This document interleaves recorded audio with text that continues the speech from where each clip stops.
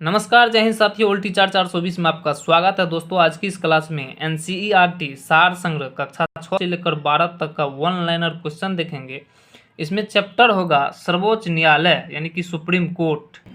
सर्वोच्च न्यायालय एवं सुप्रीम कोर्ट का दूसरा क्लास आज है। फर्स्ट क्लास जो नहीं देखे देख लीजिएगा। चलिए दूसरे क्लास की शुरुआत करने जा रहे हैं। जैसा कि आप लोग को पता ही होगा कि कंपटीशन एग्जाम के लिए सर्वोच्च न्यायालय सबसे इम्पोर्टेंट माना जाता है। तो चलिए वीडियो की शुरुआत करते हैं। केंद्र और राज्यों के मध्य होने वाले विवादों का निर्णय करने की भारत के उच्चतम न्यायालय की शक्ति आती है तो इसकी मूल आधिकारिकता के अंतर्गत आती है। अगला है कि उच्चतम न्यायालय में संविधान के मूल ढांचे का सिद्धांत किस वाद में प्रतिपादित किया गया था। तो वह था केशवानंद भारती बनाम केरल राज्य, जो 1973 में हुआ था। केवल सर्वोच्च न्यायालय में तदर्थ न्यायाधीशों की नियुक्ति का प्रावधान है। अगला है संविधान का कौन सा अनुच्छेद उच्चतम न्यायालय को उसके द्वारा दिए गए निर्णय अथवा आदेश के पुनर्विलोकन हेतु अधिकृत करता है। तो वह है अनुच्छेद 137। अगला है कि भारत में संविधान की मूल संरचना के सिद्धांत का स्रोत है। तो वह है न्यायिक समीक्षा। संविधान की व्याख्या करने का अंतिम अधिकार किसे है। तो सर्वोच्च न्यायालय को।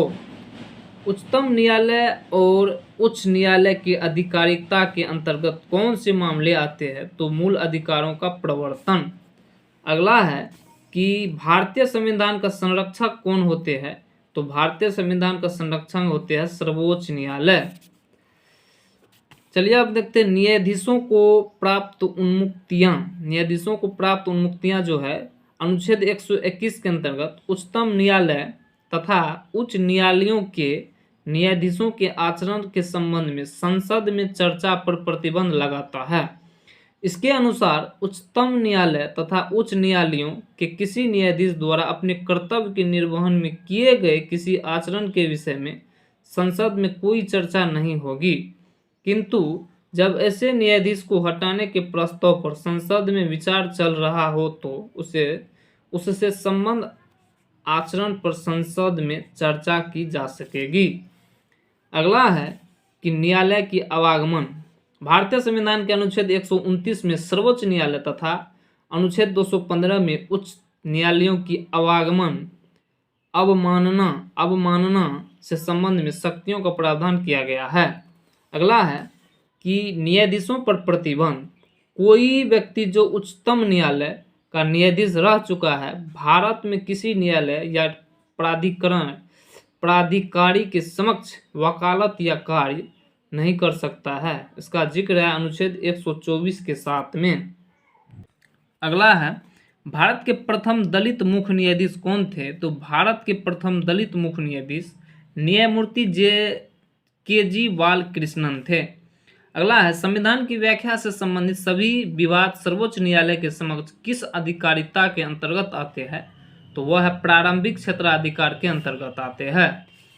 अगला है कानूनी मामलों पर उच्चतम न्यायालय से किसे परामर्श लेने का अधिकार है। तो राष्ट्रपति को। अगला है कि मूल अधिकार व्यक्ति को जैसा उसे सबसे अच्छा लगे उस तरह अपनी जिंदगी की रूपरेखा तैयार करने के लिए सक्षम बनाते हैं। यह धारणा गोलकनाथ बनाम स्टेट ऑफ पंजाब में उच्चतम न्यायालय ने व्यक्त की थी। अगला है कि भारतीय संविधान के किस अनुच्छेद के अंतर्गत सर्वोच्च न्यायालय भारतीय नागरिकों के मौलिक अधिकारों की सुरक्षा करता है। तो अनुच्छेद 32।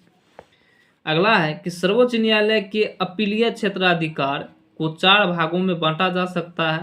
पहला है कि संवैधानिक विषयों से जुड़ी अपीलें, इसकी जिक्र अनुच्छेद 132 में है। दूसरा है सिविल विषयों से जुड़ी अपीलें, इसकी जिक्र अनुच्छेद 133 में है।